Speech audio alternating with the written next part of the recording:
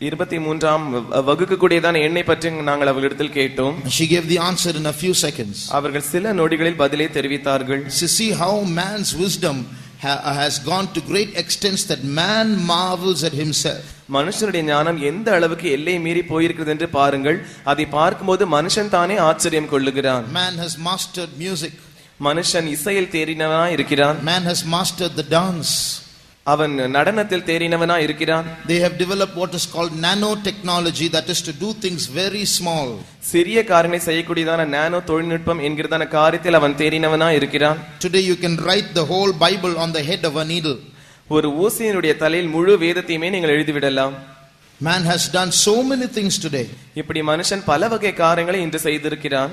But one thing man has not mastered, ஆனால் ஒரு காரியத்தில் மனுஷன் இன்னும் தேர்ச்சி பெறாதவனாகவே இருக்கிறான், is how to overcome sin. எப்படி பாவத்தை ஜெயிப்பது என்பதை பற்றி.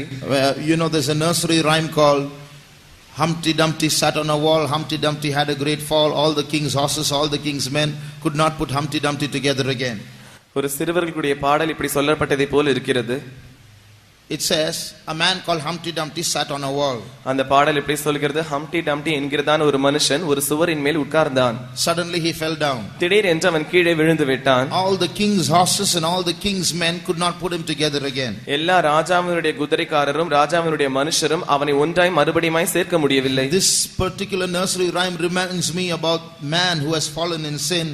இந்த குறிப்பிட்ட சிறுவர்களுடைய பாடலானது மனுஷன் பாவத்தில் விழுவதை பற்றிதான காரியத்தை எனக்கு நினைப்பூட்டுகிறது. All the king's horses, that means all the best men's strength and all the king's men, all the best men's wisdom have put together, have not been able to restore man to that unfallen first state.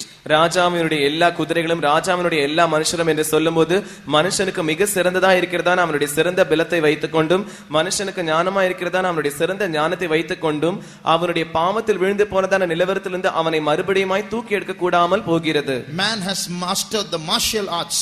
மனுஷன் தற்காப்பு கலைகளில் தேறினவனாய் இருக்கிறான். He can deliver a punch so fast that it's 4 times faster than the strike of a serpent. ஒரு பாம்பு கொத்துவதை காட்டிலும் மனுஷன் குத்துகிறதான அந்த குத்தானது 4 மடங்கு அதிகமா குத்தும் வேகமானது 4 மடங்கு அதிகமா இருக்கிறது. And he is able to land a punch so strong, it's like 500 kgs weight of an object landing on a man in a second. மனுஷன் குத்துகிறதான அந்த குத்துதனுடைய எடையானது 500 கிலோ எடையுள்ளதான ஒரு பொருளானது மனுஷன் மேல் விழுகிறதான அந்த எடைக்கு சமமா இருக்கிறது. I have seen people cutting wood into 2 pieces with their hands. ஜனங்கள் தங்களுடைய கைகளை வைத்துக்கொண்டு மரங்களை இரண்டாக வெட்டுவதை நான் பார்த்திருக்கிறேன். I have seen people cutting concrete blocks with their hands. கான்கிரீட்டினால் செய்யப்பட்டதான மிகப்பெரிய கட்டிடங்களை அவர்கள் இரண்டாய் blocks கட்டைகளை அவர்கள் இரண்டாய் உடைத்து போடுவதை நான் பார்த்திருக்கிறேன். But I have not, there is no man in this world who has still mastered sin. ஆனால் பாவத்தில் தேறினவனாக பாவத்தை ஜெயித்த ஒரு மனுஷனை நான் இன்னும் கண்டதில்லை. The Bible says that every man has come under sin. No man has been able to overcome sin.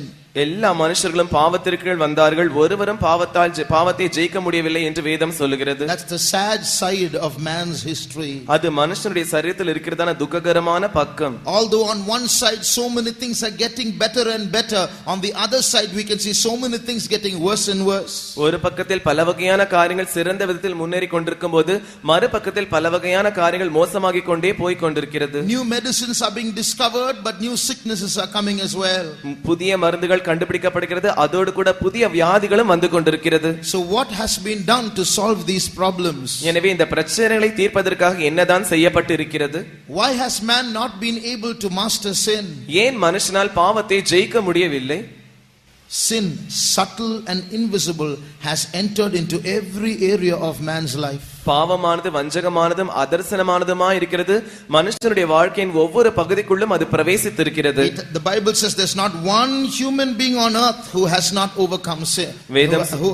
Who has overcome sin. வேதம் சொல்லுகிறது பூமியில் ஒரு மனுஷன் கூட பாவத்தை ஜெயித்ததில்லை என்று. Every human being is under the grip of sin. ஒவ்வொரு மனுஷனும் பாவத்தின் பிடியின் கீழ் இருக்கிறான். Sin is so powerful that man with all his wisdom and all his strength has not been able to overcome it. பாவம் அந்த அளவுக்கு வல்லமையுள்ளதா இருக்கிறபடியினால் மனுஷன் முழு பலத்தை உபயோகப்படுத்தினாலும் முழு ஞானத்தை பயன்படுத்தினாலும் கூட அவனால் பாவத்தை ஜெயிக்க முடியவில்லை. It has entered into every part of his life. அவனுடைய வாழ்க்கையின் ஒவ்வொரு பகுதியிலும் இந்த பாவமானது பிரவேசித்திருக்கிறது. It has entered into his emotions. அவனுடைய எழுச்சிகளில் மனக்கிளர்ச்சிகளில் அது பிரவேசித்திருக்கிறது. Entered into his desires. அவனுடைய வாஞ்சைகளில் அது பிரவேசித்திருக்கிறது. Entered into his eyes. அவனுடைய கண்களில் அது பிரவேசித்திருக்கிறது. Entered into his wisdom. அவனுடைய ஞானத்தில் அது பிரவேசித்திருக்கிறது. Entered into his thoughts. அவனுடைய எண்ணங்களில் அது பிரவேசித்திருக்கிறது. Entered into his words. அவனுடைய வார்த்தைகளில் அது பிரவேசித்திருக்கிறது. Entered into his imaginations. அவனுடைய கற்பனைகளில் அது பிரவேசித்திருக்கிறது. Entered into his actions. அவனுடைய செயல்களில் அது பிரவேசித்திருக்கிறது. So sin has not only entered man, it has entered into every area of man. எனவே பாவமானது மனுஷனுக்குள் பிரவேசித்தது மாத்திரமல்ல, மனுஷனுக்குள் இருக்கிறதான ஒவ்வொரு பகுதிக்குள்ளும் அது பிரவேசித்திருக்கிறது. And when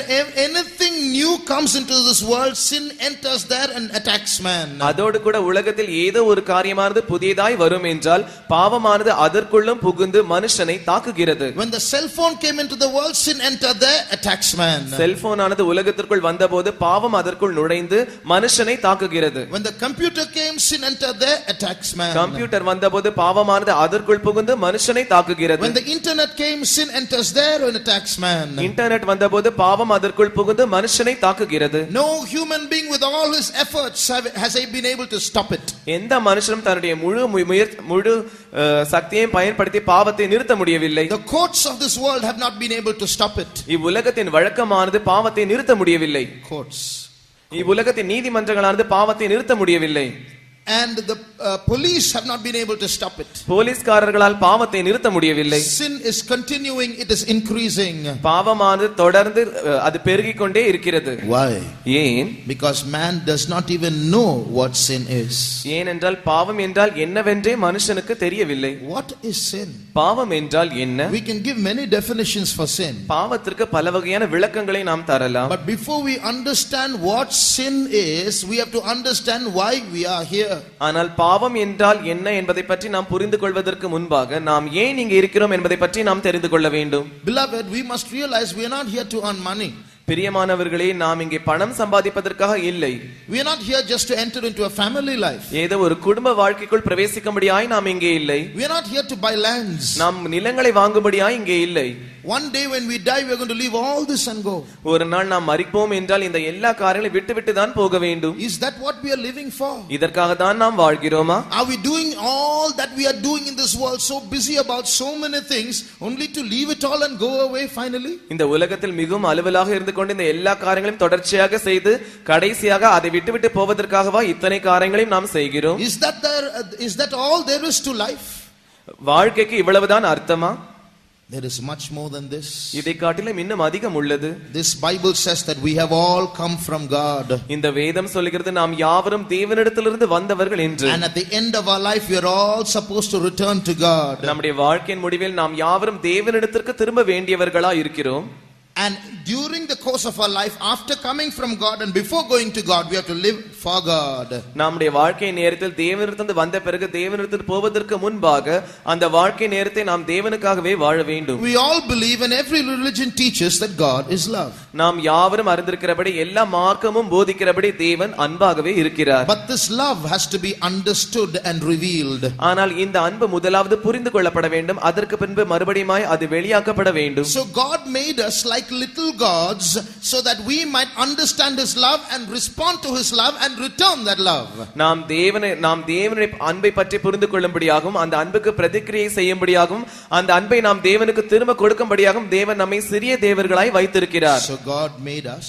எனவே தேவன் நம்மை உண்டாக்கினார், kept us in this world. இந்த உலகத்தில் வைத்திருக்கிறார். But he also gave us something very important and very dangerous. ஆனால் அவர் நமக்கு முக்கியமான மிகவும் அபாயகரமானதொன்றை அவர் நமக்கு தந்திருக்கிறார். God made us with a free will. தேவன் நம்மை ஒரு சுயாதீனம் உள்ளவர்களாய் சிருஷ்டித்திருந்தார். God did not make us like machines. தேவன் நம்மை இயந்திரங்களாய் சிருஷ்டிக்கவில்லை. If we were made like machines programmed to love God, நாம் தேவனை மாத்திரமே நேசிக்க வேண்டும் என்கிறதான ஒரு கட்டளையோடு கூட இயந்திரமாய் நாம் உண்டாக்கப்பட்டிருப்போம் என்றால், then there's no pleasure for God in such a love. அப்படியாக இருக்கும் என்றால் அப்படிப்பட்ட அன்பில் தேவனுக்கு பிரியமில்லை. How would the men like to marry a machine? எப்படி மனுஷர்கள் இயந்திரத்தை விவாகம் பண்ணுவதற்கு விரும்புவார்கள்? How will the women love to marry a man who's a machine? எப்படி ஒரு பெண் இயந்திரமா இருக்கிறதான ஒரு மனிதனை விவாகம் பண்ணுவதற்கு விரும்புவாள்? Supposing a machine is made just like a human being with hands and feet. உதாரணமாக ஒரு இயந்திரமானது மனுஷனை போலவே கைகளும் கால்களும் கொண்டதாக உருவாக்கப்படுகிறது. Which is programmed to say I love you every 15 minutes. ஒவ்வொரு 15 நிமிடத்திற்கு ஒரு முறை அந்த இயந்திரமானது நான் உன்னை நேசிக்கிறேன் என்று சொல்லும்படியாக அது செய்யப்பட்டிருக்கிறது. Will anyone like to marry that machine? யாராவது அந்த இயந்திரத்தை கல்யாணம் பண்ணுவதற்கு விரும்புவார்களா? But if a man has an intelligence to love and not to love as well, ஆனால் நேசிப்பதற்கும் நேசிக்காமல் இருப்பதற்கும் மனுஷனுக்கு அறிவு இருக்கும் என்றால், he has the right to choose not to love and chooses to love. நேசிக்க வேண்டும் என்று தெரிந்து கொள்வதற்கும் நேசிக்க கூடாது என்று தெரிந்து கொள்வதற்கும் அவனுக்கு இருக்கும் என்றால், and he chooses to love his partner, தன்னுடைய துணையை அவன் நேசிக்கும்படியாய் தெரிந்து கொள்கிறான். If he chooses to love, that gives the partner pleasure. அவன் தெரிந்து கொள்ளும்படியாக அந்த துணையை தேர்ந்தெடுக்கும் போது அந்த காரியமானது அந்த துணைக்கு இன்பத்தை தருகிறது. In the same way God made man. அதே போலவே தேவன் மனுஷனை உண்டாக்கினார், hoping that man might be God's partner. தேவன் அந்த மனுஷனானவன் தேவனுக்கு துணையாக இருக்க வேண்டும் என்பதற்காக. Every human being should be going after God. ஒவ்வொரு மனுஷனும் தேவனுக்கு பின்பாய் போக வேண்டும். But God gave the option, the free will, the right to choose to man. ஆனால் தேவனோ மனுஷனுக்கு தேர்ந்தெடுக்க கூடியதான சுயாதீனம் உள்ளதான ஒரு சித்தத்தை அவனுக்கு தந்திருக்கிறார். Man, I have made you. மனுஷனே நான் உன்னை உண்டாக்கினேன். Man, I love you. மனுஷனே நான் உன்னை நேசிக்கிறேன். Man, I want you to love me. மனுஷனே நீ என்னை நேசிக்க வேண்டும் என்று நான் விரும்புகிறேன். But the choice is yours. ஆனால் தேர்ந்தெடுப்பு உன்னுடையது. You can love me or you can go away from me. நீ என்னை நேசிக்கவும் செய்யலாம், இல்லாவிட்டால் என்னை விட்டு போய்விடவும் செய்யலாம். When that option was given, இப்படிப்பட்டதான தெரிந்து கொள்ளுதல் தரப்பட்ட போது an adversary came, ஒரு சத்துரு வந்தான், and tempted man away from God. தேவனை விட்டு மனுஷன் போகும்படியாக அவனை சோதித்தான், and man fell in that temptation. மனுஷன் அந்த சோதனையில் விழுந்து விட்டான். From that day man started walking away from God. அந்த நாள் முதற்கொண்டு மனுஷனானவன் தேவனை விட்டு புறம்பே நடக்க ஆரம்பித்தான். What does a child do when a child is asked to go out of the house? ஒரு குழந்தையானது வீட்டை விட்டு வெளியே போ என்று அதுக்கு சொல்லும்போது அந்த குழந்தை என்ன செய்யும்? A child will stand at the door and cry till the mother or father opens the door and lets it in once again. அந்த குழந்தை கதவருகே நின்று கொண்டு அந்த தகப்பனோ தாயோ மறுபடியுமாய் கதவை திறக்கும் வரைக்கும் தொடர்ந்து அழுது கொண்டே இருக்கும். In the same way, when God punished man and said go out of the garden, அதே போலவே தேவன் மனுஷனை தண்டித்து நீ தோட்டத்தை விட்டு வெளியே போ என்று அவனை துரத்தின போது he just walked out of the garden. அவன் அப்படியே தோட்டத்தை விட்டு வெளியே போய் விட்டான். He didn't ask pardon from his God. அவன் தன்னுடைய தேவனிடத்தில் மன்னிப்பு கேட்கவில்லை. He just walked out and wanted to manage life by himself. அவன் வெளியே சென்று தன்னுடைய வாழ்க்கையை தானே சமாளித்துக் கொள்ள வேண்டும் என்று அவன் வெளியே போய்விட்டான். Now what is sin? இப்பொழுது பாவம் என்றால் என்ன? Sin is anything that takes man away from God. பாவம் என்று சொல்லுவது ஏதோ ஒரு காரியமானது தேவனை விட்டு புறம்பே கொண்டு போவது ஆகும். Anything in this world that will take man away from God is sin. இந்த உலகத்தில் எந்த காரியமா இருந்தாலும் அது தேவனை விட்டு புறம்பே கொண்டு செல்லும் என்றால் அது பாவம் ஆகும். We human beings are made not only by God, we are made for God. மனுஷர்களாகிய நாம் தேவனால் உண்டாக்கப்பட்டவர்களாக மாத்திரமல்ல, நாம் தேவனுக்காய் உண்டாக்கப்பட்டவர்கள். Today there are 600 crore human beings populating the earth. இன்று உலகமானது 600 கோடி ஜனங்களை தொகையாய் கொண்டிருக்கிறது. How many people of these 600 crore people have time for God? இந்த 600 கோடி பேரில் எத்தனை பேர் தேவனுக்கென்று நேரம் உள்ளவர்களா இருக்கிறார்கள்? How many can say that they are living for God? எத்தனை பேர் தாங்கள் தேவனுக்காய் வாழ்கிறோம் என்று சொல்ல முடியும்? So many people have lost faith in God. அநேகர் தேவன் மேல் இருக்கிறதான நம்பிக்கையும் விசுவாசத்தையும் இழந்து விட்டார்கள். And those few who go after God are going after God not because they love God but because they want to feed their bellies. தேவனுக்கு பின்பாய் போகிறதான அந்த சிலரும் கூட அவர்கள் தேவனை நேசிக்கிறபடியினால் போகவில்லை, தங்களுடைய வயிற்று பசியை தீர்க்க வேண்டும் என்பதற்காகவே அவர்கள் போகிறார்கள். வயிற்றை நிரப்பும்படியாய் அவர்கள் போகிறார்கள். For money, for health, for job, for promotion, for studies, for all these things they go to God not because they love God. பணத்திற்காகவும் ஆரோக்கியத்திற்காகவும் வேலைக்காகவும் அவருடைய சொத்திற்காகவும் படிப்பிற்காகவே அவர்கள் தேவனிடத்தில் போகிறார்கள். Why? ஏன்?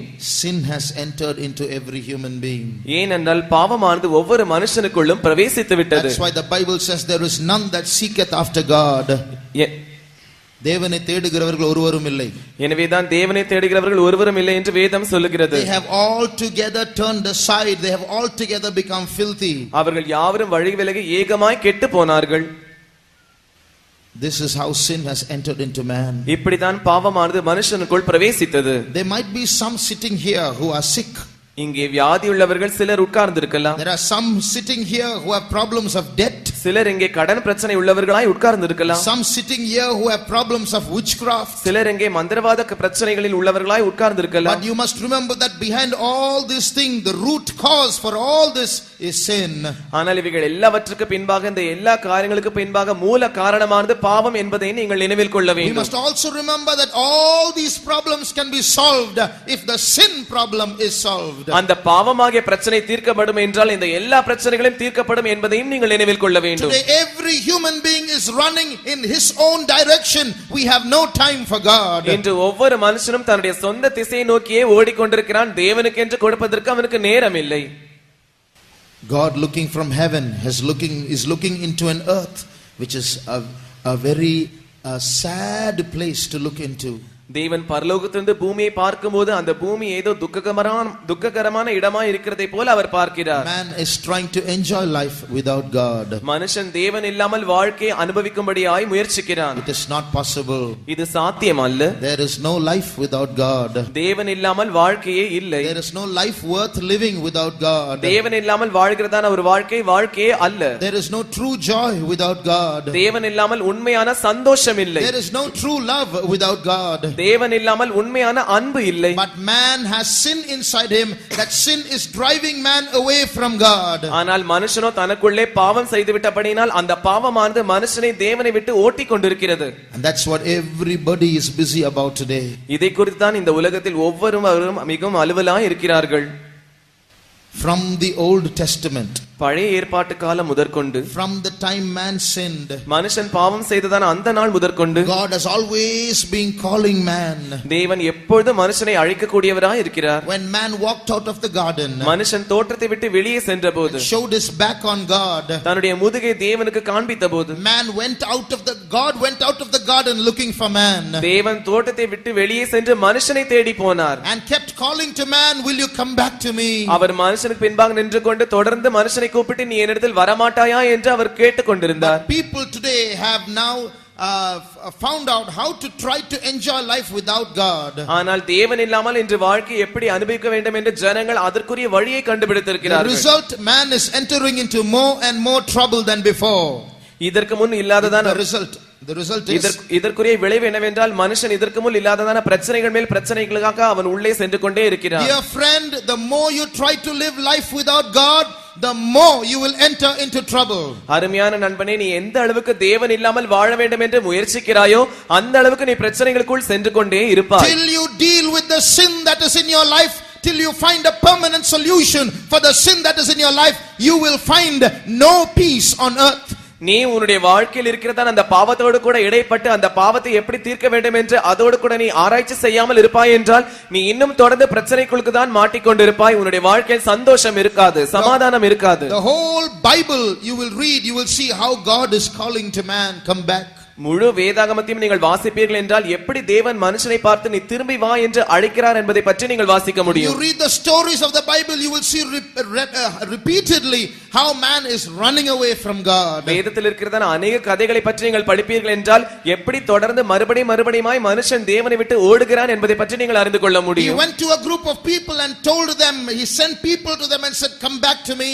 அவர் ஒரு கூட்ட ஜனங்களிடத்தில் அவர் போய் நீ மறுபடியுமாய் என்னிடத்தில் திரும்பி வா என்று அந்த ஜனங்களிடத்தில் அவர் சொன்னார். And they said, we don't want to come back. அப்பொழுது அவர்கள் சொன்னார்கள், இல்லை, நாங்கள் திரும்பி வருவதற்கு எங்களுக்கு விருப்பம் இல்லை. We like to be in this world. நாங்கள் இந்த உலகத்தில் இருக்கவே விரும்புகிறோம். There's so much of joy and entertainment in this world. இந்த உலகத்தில் அதிகமான பொழுதுபோக்கும் சந்தோஷமும் உள்ளது. Please God, leave us alone, don't tell us what to do. எனவே தேவனே, எங்களுக்கு நாங்கள் என்ன செய்ய வேண்டும் என்று எங்களிடத்தில் சொல்ல வேண்டாம், எங்களை அப்படியே நீர் விட்டு விட வேண்டும். I remember when I was very small, my mother had a dream about me. நான் மிகவும் சிறிய வயதாக இருந்தபோது என்னை பற்றி தான் ஒரு சொப்பனத்தை என்னுடைய தாயார் கண்டதை நான் நினைவு கூறுகிறேன். When I was very small, நான் மிகவும் சிறிய வயதாக இருந்தபோது my mother wanted to take me to some place of entertainment. என்னுடைய தாயார் பொழுதுபோக்குக்காக ஏதோ ஒரு இடத்துக்கு என்னை கொண்டு போக வேண்டும் என்று விரும்புகிறார்கள். But she was wondering if it was all right to do it or not. ஆனால் அப்படி கூட்டி போவது சரியான காரியமா இல்லையா என்று அவர்கள் யோசித்துக் கொண்டிருந்தார்கள். She was wondering if I should be strict with my child or lenient with my child. My child is small what is wrong with these things? என்னுடைய பிள்ளையோடு கூட நான் கண்டிப்பாக இருக்க வேண்டுமா, இல்லாவிட்டால் நான் தாராளமா இருக்க வேண்டுமா, ஏனென்றால் என்னுடைய பிள்ளை சிறியதா இருக்கிறதே, இதெல்லாம் நான் செய்ய வேண்டுமா என்று அவர்கள் யோசித்துக் கொண்டிருந்தார்கள். So that night my mother had a dream. அந்த இரவில் என்னுடைய தாயாருக்கு ஒரு சொப்பனம் வந்தது. It's a huge playground. ஒரு மிகப்பெரிய விளையாட்டு மைதானம் இருந்தது. Many little children were playing there. அநேக சிறிய பிள்ளைகள் அங்கே விளையாடி கொண்டிருந்தார்கள். In the middle of the playground was a very tall, handsome gentleman. அந்த விளையாட்டு மைதானத்தின் மத்தியில் ஒரு மிகப்பெரிய வளர்ந்த அழகான ஒரு மனுஷன் இருந்தான். He was clothed in a very strange costume. அவன் மிகவும் வினோதமான ஒரு உடையை உடுத்திக் கொண்டிருந்தான். And all the children were attracted to him. அவன் எல்லா பிள்ளைகளையும் அவன் ஈர்த்து கொண்டு கவர்ந்து இழுத்துக் கொண்டிருந்தான். And he had in his hand a tall glass tumbler with some orange liquid at the bottom. அவன் தன்னுடைய கைகளில் ஒரு பெரிய டம்ளரை வைத்திருந்தான். அந்த டம்ளரில் ஒரு ஆரஞ்சு நிறமுள்ளதான ஒரு திரவம் இருந்தது. It had a lot of gas coming out of it, soda. அதிலிருந்து அதிகமான சோடா வாயு வந்து கொண்டிருந்தது. And all the children were rushing towards him. எல்லா பிள்ளைகளும் அவனை நோக்கி ஓடிக்கொண்டிருந்தார்கள். But he was not interested in them. ஆனால் அவர்களில் அவன் கண்ணோக்கமா இல்லை. But he was looking for someone. அவன் யாரோ ஒருவரை பார்த்து கொண்டிருந்தான். Amongst those children I was there. அந்த பிள்ளைகளின் மத்தியில் நான் இருந்தேன். And he immediately lowered his glass, came towards me. அவன் உடனே தன்னுடைய டம்ளரை கீழே இறக்கி என்னை நோக்கி வந்தான். I was the one he was looking for. அவன் எதிர்பார்த்திருந்ததான நபர் நான் தான். And when he lowered that glass towards me, அவன் அந்த டம்ளரை எனக்கு கீழே இறக்கினபோது that soda went into my nose, but I didn't drink it. அந்த சோடா வாயுவானது என்னுடைய மூக்கிற்குள் சென்றது. நான் அதை குடிக்கவில்லை. The moment that went into my nose, என்னுடைய நாசிக்குள் அது சென்ற அந்த நிமிஷத்திலேயே I started running away at full speed. நான் முழு வேகத்தோடு கூட ஓட ஆரம்பித்தேன். And my mother started chasing me in the dream, saying, "Come back, come back." என்னுடைய தாயார் எனக்கு பின்பாக என்னை துரத்தி வந்து திரும்பி வா என்று அவர்களும் துரத்தி ஓடி வந்தார்கள். And but I was too fast and I ran away. ஆனால் நான் மிகவும் வேகமாக துரிதமாய் ஓடிவிட்டேன். While I was running away, I was shouting something. நான் ஓடிக்கொண்டிருக்கும்போது நான் ஏதோ ஒரு காரியத்தை கத்திக்கொண்டே ஓடினேன். I said, "I don't want Jesus. I don't want Jesus." எனக்கு இயேசு வேண்டாம், எனக்கு இயேசு வேண்டாம் என்று கத்திக்கொண்டே நான் ஓடிக்கொண்டிருந்தேன். My mother woke up from the dream. அப்பொழுது என்னுடைய தாயார் சொப்பனத்திலிருந்து விழித்துக் கொண்டார்கள். The Lord spoke to my mother. தேவன் என்னுடைய தாயோரோடு பேசினார். That tall, handsome gentleman is this beautiful world. அந்த வளர்ந்த அழகான அந்த மனுஷனானவன் இந்த உலகம்தான். And that drink in his hand are the pleasures of this world. அவனுடைய கைகளில் இருந்ததான அந்த பானமானது இந்த உலகத்தில் இருக்கிற இன்பங்கள். Your son, you may be wondering if you can, because he is small, if you can allow him to enjoy some small entertainments in this world. உன்னுடைய மகன் சிறிய பையனா இருப்பதனால் இந்த உலகத்தில் இருக்கிறதான பொழுதுபோக்குகளை அவன் அனுபவிப்பதில் சிறிய பொழுதுபோக்குகளை அவன் அனுபவிக்கலாமா என்று நீ யோசித்துக் கொண்டிருக்கலாம். But that is like smelling the world. You may not drink it, you may not fully indulge in the sins of this world, but if you enjoy even these small entertainments, you are smelling it. A day will come, your son will run away from me. ஆனால் அந்த காரியமானது இந்த உலகத்தை முகர்ந்து பார்ப்பதை போல் இருக்கிறது. இந்த உலகத்தின் பழக்க வழக்கங்களில் ஈடுபடாவிட்டாலும் அந்த காரியங்களை முகர்ந்து இருக்கிறபடியினால் ஒரு நாள் வரும், அப்பொழுது உன்னுடைய மகன் உன்னை விட்டு ஓடி போய் விடுவான். He will run away from God, saying, "I don't want Jesus." அவன் தேவனை விட்டு நான் இயேசு வேண்டாம் என்று ஓடி போய் விடுவான். Then she woke up from the dream. அப்பொழுது அவர்கள் சொப்பனத்திலிருந்து விழித்துக் கொண்டார்கள். So when the Lord spoke to her, she was very strict in bringing me up. தேவன் அவர்களோடு கூட பேசின போது என்னை வளர்ப்பதில் என்னுடைய தாயார் மிகவும் கண்டிப்புள்ளவர்களாய் இருந்தார்கள். But that is what every human being today is doing. ஆனால் இதைதான் ஒவ்வொரு மனுஷ பிறவியும் அப்படியே செய்து கொண்டிருக்கிறது. Every day every human being is running away from God. ஒவ்வொரு நாளும் ஒவ்வொரு மனுஷனும் தேவனை விட்டு ஓடிக்கொண்டிருக்கிறான். The moment we wake up, we are running away from God. நாம் தூக்கத்திலிருந்து எழும்போது அந்த நிமிஷத்திலேயே நாம் தேவனை விட்டு ஓடி வருகிறோம். From the time of our birth, we are running away from God. நம்முடைய பிறப்பின் நேரத்திலிருந்து நாம் தேவனை விட்டு ஓடிக்கொண்டிருக்கிறோம். When the child goes to school, he is running away from God. குழந்தை பள்ளிக்கு போகும்போது அது தேவனை விட்டு ஓடி போய் கொண்டிருக்கிறது. Everything in this world is designed to keep man distracted and away from God. இந்த உலகத்தில் இருக்கிற ஒவ்வொரு காரியமும் மனுஷன் தேவனை விட்டு சிதறடிக்கப்பட வேண்டும் என்பதற்காகவே வடிவமைக்கப்பட்டிருக்கிறது. In every pleasure in this world there is a voice. இந்த உலகத்தில் இருக்கிற ஒவ்வொரு இன்பத்திற்கும் ஒரு சத்தம் இருக்கிறது. Come enjoy me, don't think of God. நீ வா, என்னை அனுபவி, நீ தேவனை பற்றி சிந்திக்க வேண்டாம். Don't go to God, come and enjoy me. நீ தேவனிடத்தில் போக வேண்டாம், நீ வந்து என்னை அனுபவி. Today hundreds and hundreds of pleasures and entertainments are calling man away from God. இன்று உலகத்தில் நூற்றுக்கணக்கான பொழுதுபோக்குகளும் நூற்றுக்கணக்கான இன்பங்களும் மனுஷனை விட்டு தேவன் ஓடி போக வேண்டும், தேவனை விட்டு மனுஷன் ஓடி போக வேண்டும் என்று அவனை அழைத்துக் கொண்டிருக்கிறது. Every such pleasure is sin. ஒவ்வொரு வகையான இன்பமும் பாவமாய் இருக்கிறது. Anything that takes man away from God is sin. தேவனை விட்டு மனுஷனை கொண்டு போகிறதான ஏதும் பாவமாய் இருக்கிறது. When we are made for God and we don't reach God at the end of our life, we are sinners. நாம் தேவனுக்காக உண்டாக்கப்பட்டிருக்கும் போது நம்முடைய வாழ்க்கையின் முடிவில் நாம் தேவனை போய் அடையாமல் இருப்போம் என்றால் நாம் பாவிகளாய் இருக்கிறோம். Today man will listen to a political speech. இந்த மனுஷன் அரசியல் பேச்சை கேட்பான். Today man will listen to philosophies. இந்த மனுஷன் தத்துவங்களுக்கு செவி கொடுப்பான். Man can go and watch a movie. மனுஷன் சினிமா பார்ப்பதில் நேரத்தை செலவிடுவான். Man can sit in a tea shop and talk rubbish. மனுஷன் டீ கடையில் உட்கார்ந்து கொண்டு தேவையில்லாத காரியங்களை பேசிக் கொண்டிருப்பான். Man has time to sit before a television screen. மனுஷன் டிவியின் திரைக்கு முன்பாக உட்கார்வதற்கு விருப்பம் கொள்ளுகிறான். But man has no time to sit and listen about God. ஆனால் தேவனை பற்றி உட்கார்ந்து கேட்பதற்கு மனுஷனுக்கு நேரம் இல்லை. Today there are so many people in the city. How many have time to just stand and listen and then decide? இந்த தேசத்தில் பல வகையான ஜனங்கள் இருக்கிறார்கள். ஆனால் எத்தனை பேருக்கு இங்கே நின்று இதை கவனித்து அதற்கு பிறகு தீர்மானம் எடுப்பதற்கு நேரம் இருக்கிறது? Hundreds and hundreds of vehicles are going by, hundreds of people are walking by, but they have no time for God. If they listen to this, they're just preaching, they're just converting. நூற்றுக்கணக்கான வாகனங்கள் இங்கும் அங்குமாய் போய் கொண்டிருக்கிறது. நூற்றுக்கணக்கான ஜனங்கள் இந்த வழியாய் கடந்து போகிறார்கள். ஆனால் இந்த சத்தம் அவர்கள் காதில் விழும்போது அவர்கள் ஏதோ பிரசங்கம் பண்ணுகிறார்கள், மதம் மாற்றுகிறார்கள் என்று சொல்லுவார்கள். Dear brother, dear sister, அருமையான சகோதரனே சகோதரியே, blessed are you who have entered into this place to listen to the word of God. தேவனுடைய வார்த்தையை கவனிக்கும்படியாக நீங்கள் இந்த இடத்தில் வந்திருக்கிறபடி நீங்கள் பாக்கியவான்களாய் இருக்கிறீர்கள். God has brought you to the right place to tell you the right message about your life. உங்களுடைய வாழ்க்கை பற்றி சரியான தூதை சொல்லும்படியாக தேவன் உங்களை சரியான இடத்திற்கு கொண்டு வந்திருக்கிறார். There is a reason, one reason for every problem on earth. இந்த பூமியில் இருக்கிறதான எல்லா பிரச்சனைக்கும் ஒரு காரணம் இருக்கிறது. That one problem is sin. அந்த ஒரு காரணம் பாவம். Once that sin problem is settled, every other problem can be easily solved. அந்த பாவமாகிய பிரச்சனை தீர்க்கப்பட்டு விட்டால் மற்ற எல்லா பிரச்சனைகளும் சுலபமாக தீர்க்கப்பட்டு விடலாம். Now how can this sin problem be solved? ஆனால் இந்த பாவ பிரச்சனை எப்படி தீர்க்கப்பட முடியும்? There are hundreds and hundreds of religions today. இன்று நூற்றுக்கணக்கான மதங்களும் மார்க்கங்களும் இருக்கிறது. They all teach good things. அவைகள் யாவும் நல்ல காரியங்களை போதிக்கிறது. They all tell us what to do and what not to do. நாம் என்ன செய்ய வேண்டும், நாம் என்ன செய்யக்கூடாது என்பதை பற்றி அவைகள் நமக்கு போதிக்கிறது. But what is the result of all these hundreds of religions teaching good things? இந்த நூற்றுக்கணக்கான மார்க்கங்கள் நல்ல காரியங்களை போதிப்பதினால் இதற்குரிய விளைவு என்ன? Every man does what he is not supposed to do and does not do what he is supposed to do. ஒவ்வொரு மனுஷனும் தான் எதை செய்ய வேண்டுமோ அதை செய்யாமல் இருக்கிறான், எதை செய்ய வேண்டுமோ அதை செய்யாமல் இருக்கிறான். Why? ஏன்? Good teachings cannot change a man. நல்ல போதனைகள் மனுஷனை மாற்ற முடியாது. Even in the Bible, God taught good things to so many.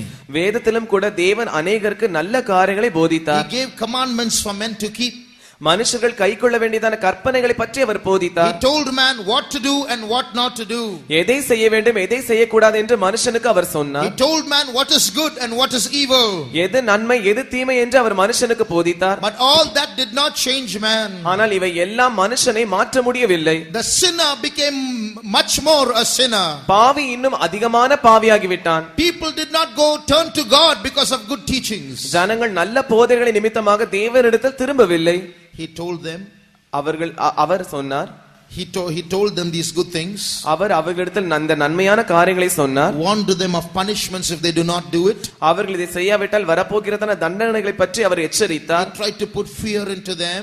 அவர்களுக்குள் பயத்தை வைக்கும்படியாய் அவர் முயற்சித்தார். But that did not change them. ஆனால் இவைகள் அவர்களை மாற்ற முடியவில்லை. Man kept going more and more away from God. மனுஷன் இன்னும் தொடர்ந்து தேவனை விட்டு தூர விலகி போய் கொண்டிருந்தான். The Bible says in the Old Testament, God tried to correct man in various ways. பழைய ஏற்பாட்டில் வேதமானது இப்படி சொல்லுகிறது, தேவன் மனுஷனை திருத்தும்படியாக பல வழிகளை கைக்கொண்டார். He corrected them by sending sickness. அவர்களிடத்தில் வியாதி அனுப்பி அவர்களை திருத்தும்படியாய் முயற்சித்தார். He corrected them by sending famine. பஞ்சத்தை அனுப்பி அவர்களை திருத்தும்படியாய் முயற்சித்தார். He corrected them by sending drought. வறுமையை அனுப்பி அவர்களை திருத்தும்படியாய் முயற்சித்தார். He corrected them by sending enemies and captivating them. சத்துருக்களை அனுப்பி அவர்களை சிறைபிடிப்பதன் மூலமாக அவர்களை திருத்தும்படியாய் முயற்சித்தார். But they did not turn to him. ஆனால் அவர்களோ அவர் பக்கமாய் திரும்பவில்லை. Why? ஏன்? The nature of man cannot be changed by all this. இந்த எல்லா காரியங்களின் மூலமாக மனுஷனுடைய சுபாவமானது மாற்றப்பட முடியாது. The nature of man cannot be changed by punishing. தண்டனையின் மூலமாக மனுஷனுடைய பழக்கமானது மாற்றப்பட முடியாது. That's why criminals do not change even if they are sent into prison. எனவேதான் குற்றவாளிகள் அவர்கள் சிறைச்சாலைக்கு அனுப்பப்பட்டாலும் கூட மாறாமல் இருக்கிறார்கள். That's why parents cannot change their children by just showing the scale on them. எனவேதான் பெற்றோர்கள் ஸ்கேலை பிள்ளைகளிடத்தில் காண்பித்தாலும் அவர்கள் மாறாமல் இருக்கிறார்கள். Because there is a nature inside every human being that cannot change no matter what you teach them.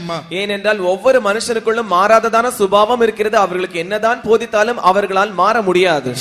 Many wives come and complain about their husbands. அநேக மனைவிகள் வந்து தங்கள் புருஷர்களை பற்றி இப்படி புகார் சொல்லுகிறார்கள். How many times I tell my husband not to drink but he keeps on drinking. நான் எத்தனை முறைதான் என்னுடைய கணவனிடத்தில் குடிக்க வேண்டாம் என்று சொன்னாலும் அவர் தொடர்ந்து குடித்துக் கொண்டுதான் இருக்கிறார். Beloved wife, know this, that it's a nature of sin in your husband. No matter how much you tell him, he cannot change, he will not change. Teachings cannot change a man. அருமையான மனைவியை நீங்கள் இதை நினைவில் கொள்ள வேண்டும். நீங்கள் எவ்வளவுதான் சொன்னாலும் அவரை திருத்த முடியாது, அவரை மாற்ற முடியாது. ஏனென்றால் அந்த பாவம் என்னும் சுபாவமானது அவருக்குள் இருக்கிறது. He knows he should not drink. அவர் குடிக்க கூடாது என்று அவர் அறிந்திருக்கிறார். He knows drinking is wasting his money. குடிப்பதினால் பணம் செலவாகிறது, அது வீணாகிறது என்று அவர் அறிந்திருக்கிறார். He knows liquor is killing him. மதுபானமானது அவரை கொலை செய்கிறது என்று அவர் அறிந்திருக்கிறார். But he still will not stop because he cannot stop. ஆனால் அவர் இன்னும் நிறுத்த முடியவில்லை. ஏனென்றால் அவரால் நிறுத்த முடியவில்லை. That's the nature of sin. இதுதான் பாவத்தினுடைய சுபாவம். No human being can solve this problem. It's humanly impossible. எந்த மனுஷனும் இந்த பிரச்சனை தீர்க்க முடியாது. ஏனென்றால் மனுஷீக ரீதியாக இது அசாத்தியமானது. To restore man to his old unfallen state, all the king's horses, all the king's men, all man's strength and all man's wisdom cannot do this job.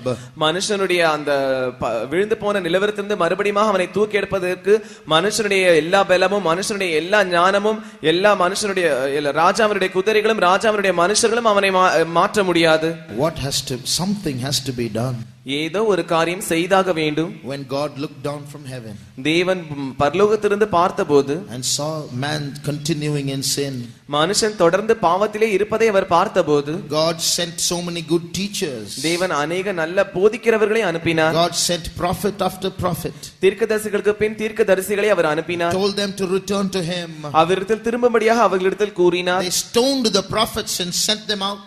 அவர்கள் தீர்க்கதரிசிகளை கல்லெறிந்து அவர்களை அனுப்பிவிட்டார்கள். They imprisoned some of the prophets. அவர்கள் சிலரை அவர்கள் சிறை வைத்தார்கள். Killed the prophets. சில தீர்க்கதரிசிகளை கொலை செய்தே விட்டார்கள். Prophet Isaiah they sawed in two. தீர்க்கதரிசியாகிய ஏசாயாவை அவர்கள் இரண்டாக பிளந்து விட்டார்கள்.